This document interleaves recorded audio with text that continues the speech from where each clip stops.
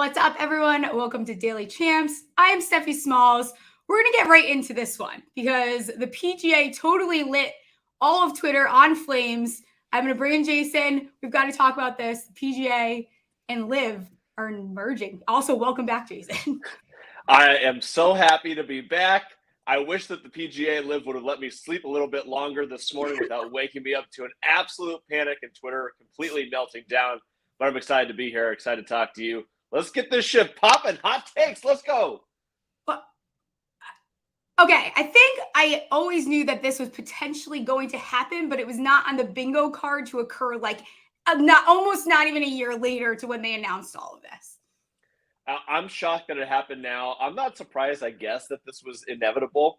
As soon as the PGA had to open up their books on the lawsuit, it seems like maybe something was going to happen. But for Madi Hand to go out and do this deal without talking to the guys who have been taking bullets for him for the past year while he's been hiding in the cave, hiding behind guys like Rory McIlroy, Jon Rahm, Scotty Scheffler, who have been absolutely dominating the PGA Tour, and then to be in bed with the Saudis, and for the head of the Saudi public fund to now be the chairman and head of the board of this new golf entity while Madi Hand gets to be CEO. Just absolutely stunning, unbelievable. I have no idea how this is going to work. I'm excited to find out. But yeah, I mean, there's a lot of different directions we can take this. So I kind of want to get your feelings on it. Yeah, my feeling, my overall feelings is this is generally good for golf. We're gonna get back some of the guys that we want to be playing some of the top guys in the world. My question is, does the drama now begin again? Is this where Rory's no, actually, fuck you. I'm going to withdraw and take my time for a little bit to figure out what I want to do after I stood here. And now you kind of made a mockery of me. Where do the guys go from here? Hot take number one. Rory McIlroy is going to go out and absolutely fucking destroy the RBC Canadian Open and win by at least 3 strokes this week.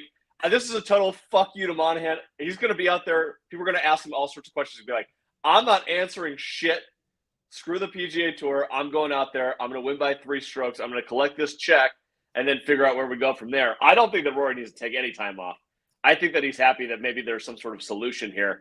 He's got to feel like, and maybe, I think the next big thing is going to be these PGA Tour guys, a lot of the big ones, turned down a lot of money to go to LIV. And these LIV guys got rewarded for doing it, right? Exorbitant, absurd amount of money, $500 million type deals that they were turned down. Hideki, Tiger Woods, which I don't think that was ever going to occur no matter what. But some of these guys, even you look at Zalatoris getting surgery, he turned down a deal. There's some of these guys that really turned down all this money and now they kind of are crawling right back. So now that the Saudis are involved, I have to imagine that the top guys who would have gotten the deals with LIV Golf are now going to get some sort of bag for staying with the PGA Tour and doing their thing. So I imagine there's some sort of big $250 million check coming Rory's way. And maybe that'll shut him up a little bit and make him feel a little bit better about the situation. But to be honest with you, the guys who really got fucked right now are the top 5 or 10 golfers in the PGA who decided to stick their necks out. And now Madi Hand is in bed with the guy who said they would never be in bed with. I mean, it's mind-blowing that less than a year ago, he's on with Jim Nantz talking about how disrespectful it is to golf, that these guys are in bed with the guys who did 9/11, and now you're in bed with them even more. It's unbelievable. I can't believe it. And Madi Hand, he's going to face some public scrutiny. I wouldn't be surprised if the tour players asked for his head right now. Oh, absolutely. And it's interesting because a lot of them were very vocal guys like Matt there was a lot of guys that really spoke out and they were don't let them back in. Don't ever let them play. Take their cards. Don't let them play at the majors. He did not care. And now, and it seems like we're going to find out more details because the total deal isn't it's not completely clear, but it's interesting because someone asked, are there going to be some guys that are just content and don't want their cards back? This is just opening that up. So maybe there is guys I imagine Sergio, who was saying, fuck this tour, fuck this, every time he was on a hot mic, is he really going to come back and does he really want his card back? See, the LIV players online, it seems at least from Phil's reaction, was today's a good day for golf. But all the guys who are at LIV seem perfectly content. They got the bag. They don't have to work that much. There's no stress, and they get to prepare for majors. Now, if they're forced into, if it comes back into one big conglomerate, they might have to work more now. I don't think the LIV guys want to. I think they're fucking happy as shit where they were with LIV, and now it might not be so much.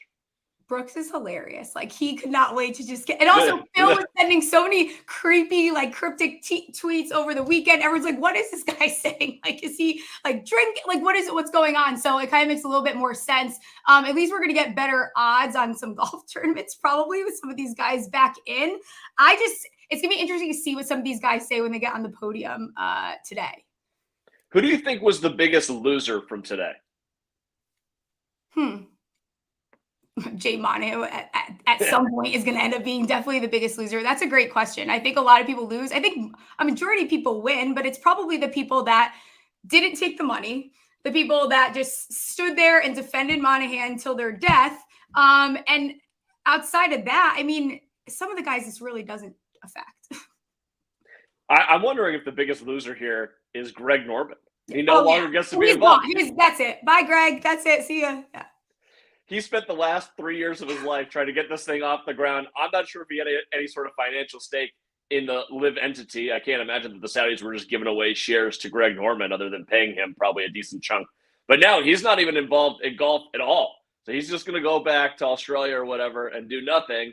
He put all of his time in and gets no reward for it. So I think that he's probably a loser. And then the guys, like, unless they get compensated, like I said before, the top 5 to 7 guys, the Rorys of the world, probably they really got screwed in this situation.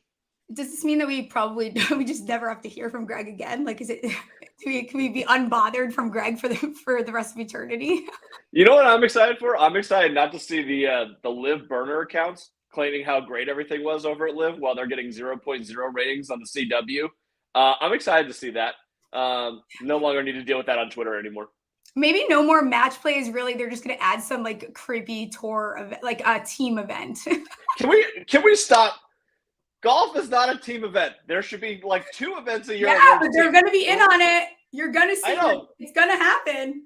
It's so dumb though. Like, give me the Ryder Cup and give me the President's Cup every year. Those are great team events. Otherwise, I don't need it. Do you? Like, there's no intrigue for me, and none of the players ever bought into it. I mean, team play, like the way that LIV does it, is totally just if they try to do some bullshit where it's like a no cut line and everyone gets a trip, like that stuff is just not fun. Like that makes it not fun at all. So do you think this is going to end up looking more like the PGA Tour with like maybe like 4 or 5 team events a year? Ew. I sure hope not. I would hate that.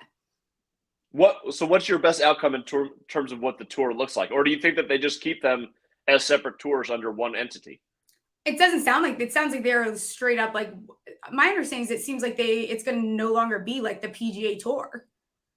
What do you mean? What do you think it's going to be? You just think it's all going to be LIV?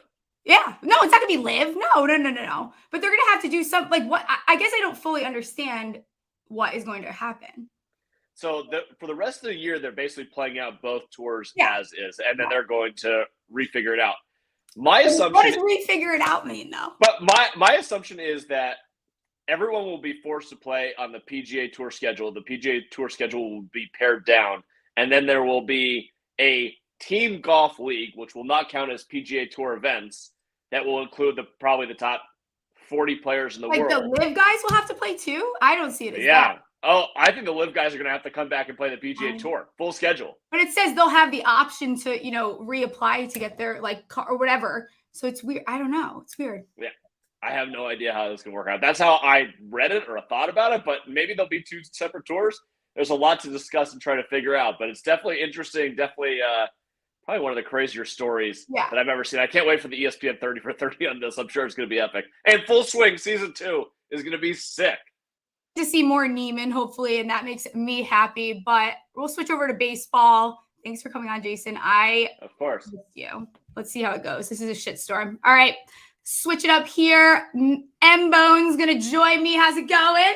What's going on, Steph? I was soaking up all the information because my golf knowledge is very poor, but it seems like there's a lot of drama. I actually, since I'm in Canada right now, I should go to that event. It sounds like that. I know earlier you were saying it's not that big, like the golf. I should go though. I know. The drama there would be fantastic. Yes, everyone was so shocked too because no one, literally the players were not informed. They found out the way that everyone else did. baseball at least is a little bit more, there's not as much chaos going on. But what's up in the baseball world? We're about to hit the dog days. So there's not a lot going on. Aaron Judge just got hurt, which is always unfortunate. Potentially a broken toe. We'll see how long he's out. The Yankees cannot afford to lose him. The Cincinnati Reds finally called up their top prospect, the number 4 overall prospect in all of baseball, Elly De La Cruz. He has they call it exit velocity, like the hardest ball off the bat. He has the top 3 or 4 hardest hit pitches this entire season. So he's electrifying. I think he's going to play third and shortstop for them. And then there is a second baseman for the Miami Marlins named Luis Ariz. Okay. Now he was traded from I don't know why Minnesota would ever trade him. They traded him last year or this offseason to Miami, and he's batting .399. Mm-hmm.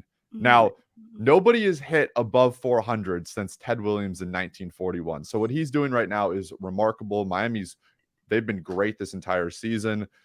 Again, we're 60. There's still 100 games to go. So We'll see how this all plans out. But that's some of the top storylines in baseball. And admittedly, I watch golf, which people could argue with me that baseball is much more interesting. I don't feel that way. But any way to win some money so we can talk about the Daily Dozen props today. Let's run through it. You can walk me through it because you watch much more than I do.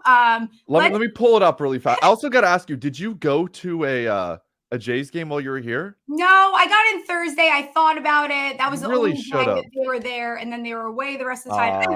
But I did see, the stadium and everything. That's about as close you walked past the stadium? I did, yes. I walked by. I should. That's good. Yeah. You should have gone. Anyways, okay. So I have the Daily Dozen again, all guys. Right. Make sure you go play. Yeah. I can't promise you I'm going to go 12 for 12, but I'm feeling we're going to at least win some money. See what you can do here. Listen, let's start with the first one. Oakland versus Pittsburgh, right? Over under 8.5 runs. Oakland's terrible. They're 12 and 50. They're going to be one of the worst teams in baseball history. I'm going to go over here. I think Pittsburgh's been good this season. Oakland's just awful. And Pittsburgh might cover this just by themselves. So let's hit the over on that. All right. Then we have White Sox, Yankees.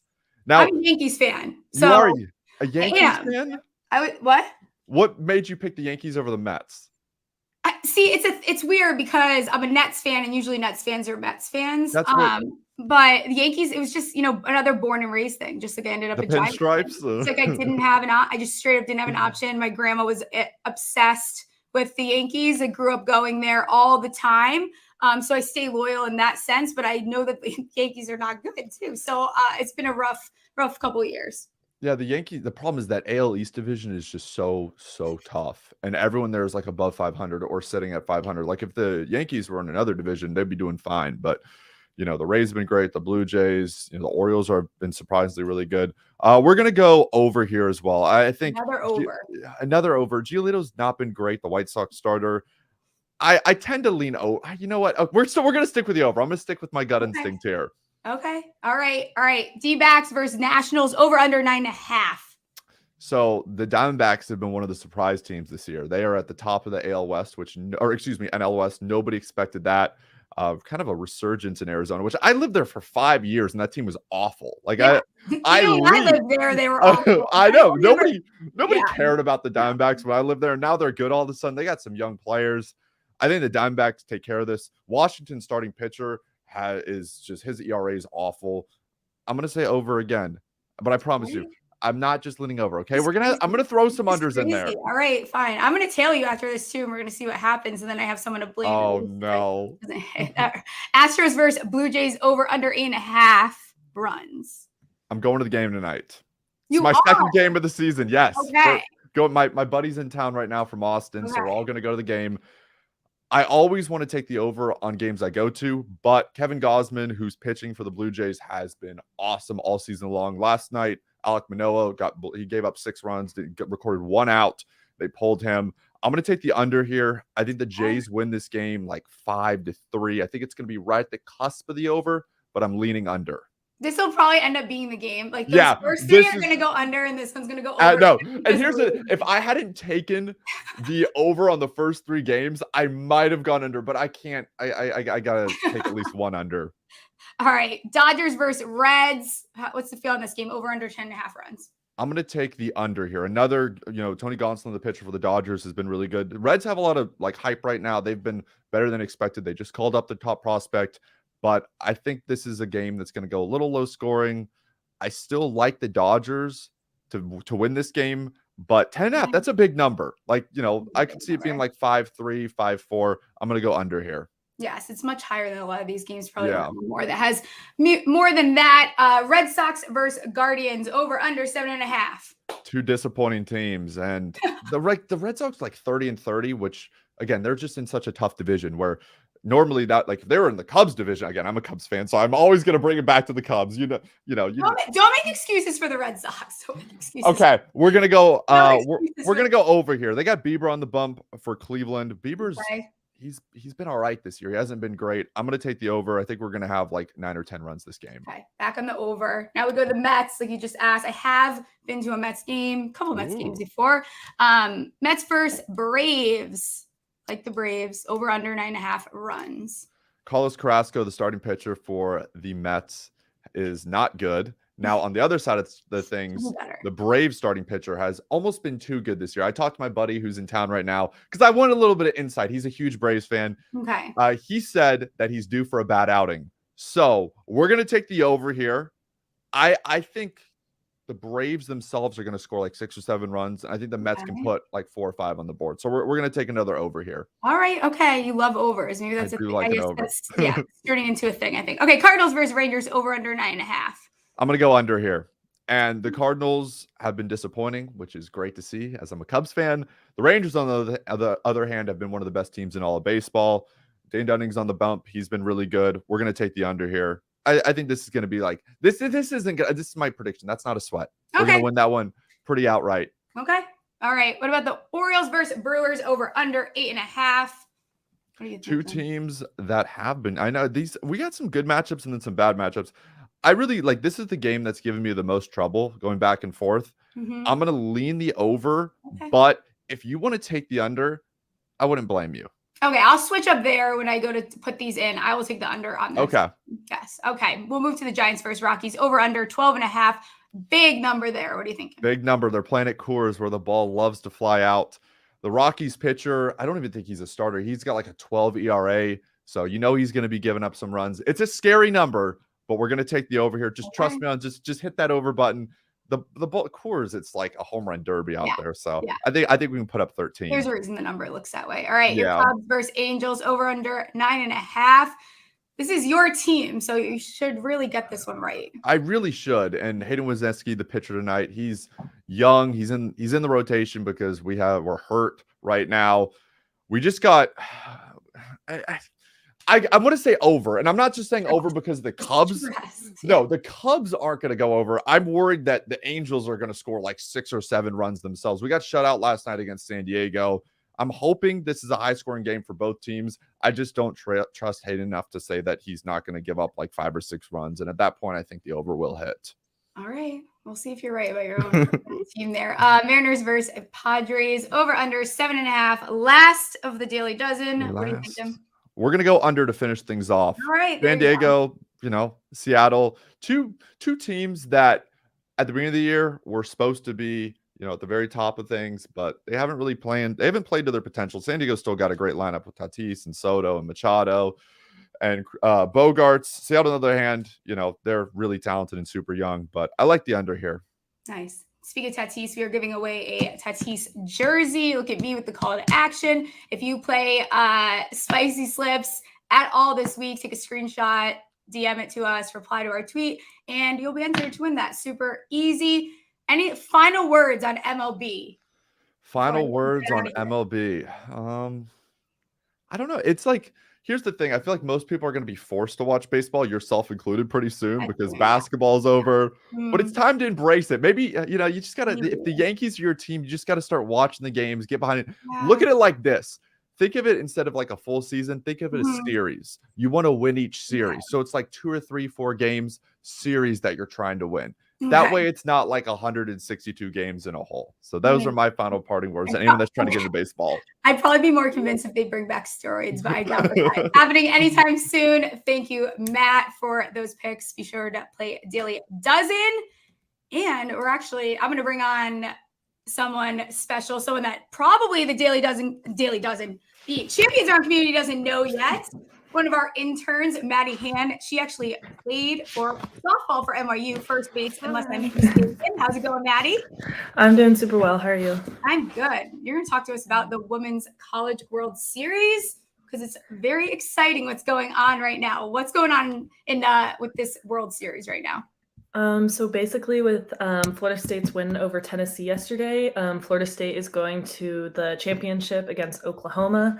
So basically everyone in the softball world is really just thinking Oklahoma is going to win flat out. I think FSU could get one game on Oklahoma, but I think it's going to be extremely difficult to get 2 wins in a series of 3 games against Oklahoma. Right now, Oklahoma is going into this game with a 51-game win streak, which is like the longest streak in softball history in Division I.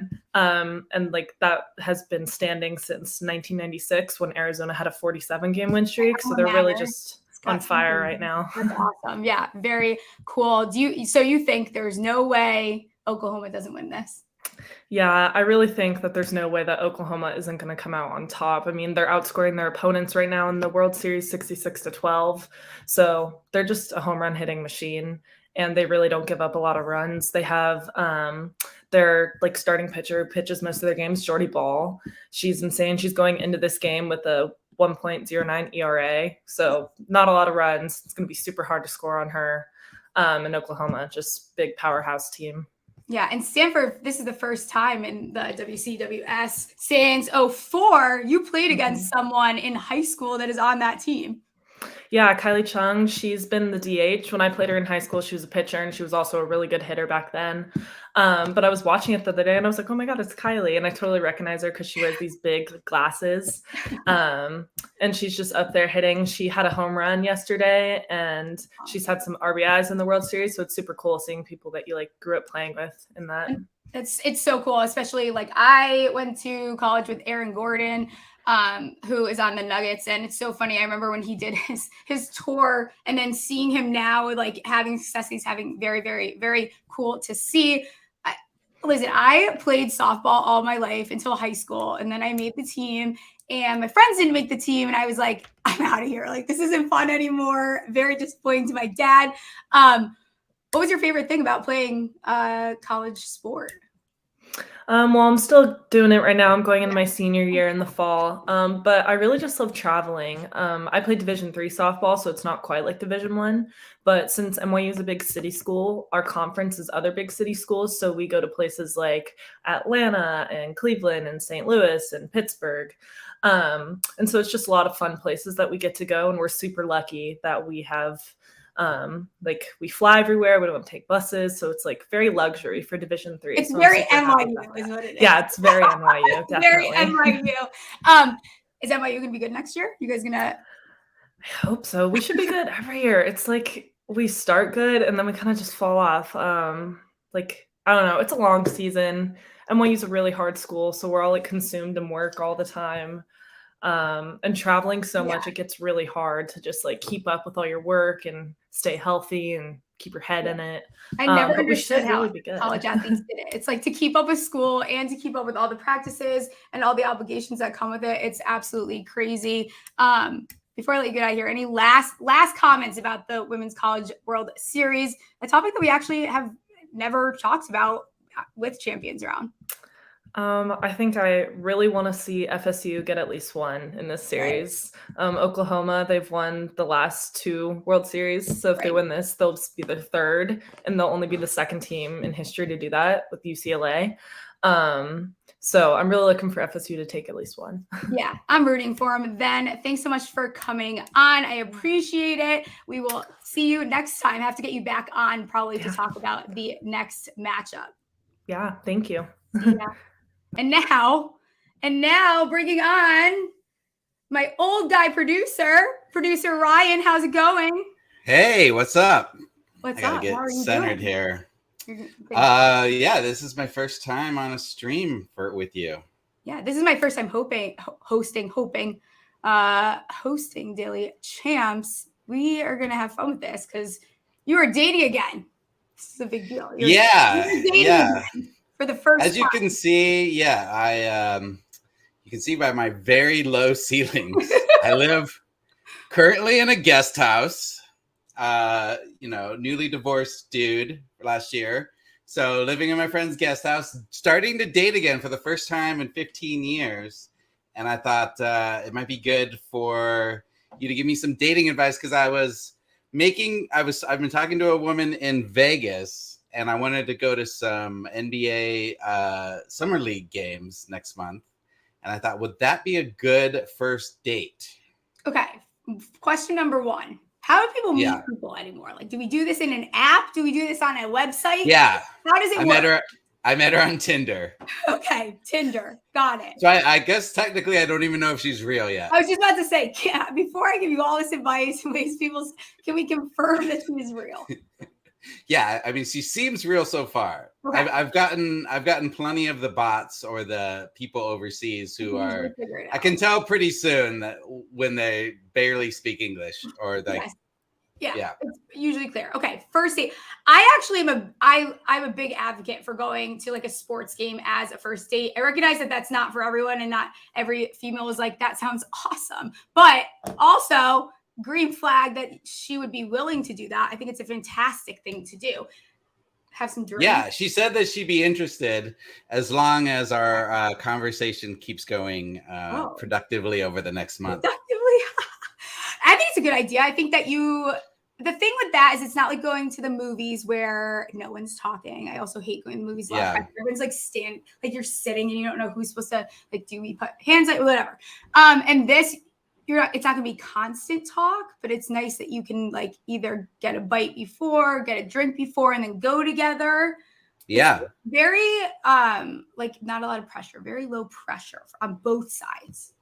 Yeah. Okay, no, I get it. So there's stuff to watch, but you can keep talking because it's not like a movie or like going to a comedy show or something where they frown upon you talking during it. Yeah. And even if she's not into sports that much, at least it's an event. Right. It's something to do. And I think that, again, like, it's not like I actually am super against going to dinner on the first date. I think it's a lot of pressure. I think the whole order, I'm not a big I don't like going to dinner on the first date. Not a fan. That might partially be. What about a drink? A drink's good. Drinks are good. Drink, coffee. I don't know. Going to the dog park. Something very low key is nice. I think dinner is so formal. And then I'm also the person that you're not going to catch me ordering a salad. I'm going to order a burger and a lot. And you don't want to feel that pressure not to order. Like there's a lot of pressure, I feel like, on a dinner date. But I know there's a lot of females that would love to go on a dinner date. Second date, sure. First date, no. Too much. Got it. All right. So NBA Summer League, good deal. If it goes well, maybe I go to dinner the next time. Yeah. And I'm working. Yeah, I'm living in Arizona right now. So, taking it back to the MLB conversation, D-backs are good right now. I guess I could be taking some women to D-backs games right now. We need to look in your area maybe because that's a good place to start. Yeah. I don't know why I got matched with a woman in Vegas, but I feel like since I love gambling so much, it was a sign. Yeah, it was a sign, but who knows? Like if you say the D-gen thing a little too early, it might freak her out. Yeah, maybe for sure. All right. Diamondbacks, NBA Summer League. Yeah, I feel like that's good advice. Thank you so much. Okay, solid, awesome. Do you have any NHL MLB takes before we get out of here? Any PGA LIV thoughts? You know what? I will say that. I mean, I feel like you covered the golf stuff very well. I don't have any MLB thoughts because I haven't really been paying attention yet. I'm going to be honest with you. And I've been just so wrapped up in the NBA. But I will say that I do like Miami in Game 3. Me too. Because the Nuggets have not played that well on the road. And I feel like we saw that dog come out in the last game. For Miami. Gas. I love Jimmy Butler. I will always root for Jimmy Butler no matter what. So I'm with the Heat. I'm with you. Let's get out of here. All right. Great. Everyone, you did an awesome job today. Thanks. First time. We'll be back. We'll be back this week.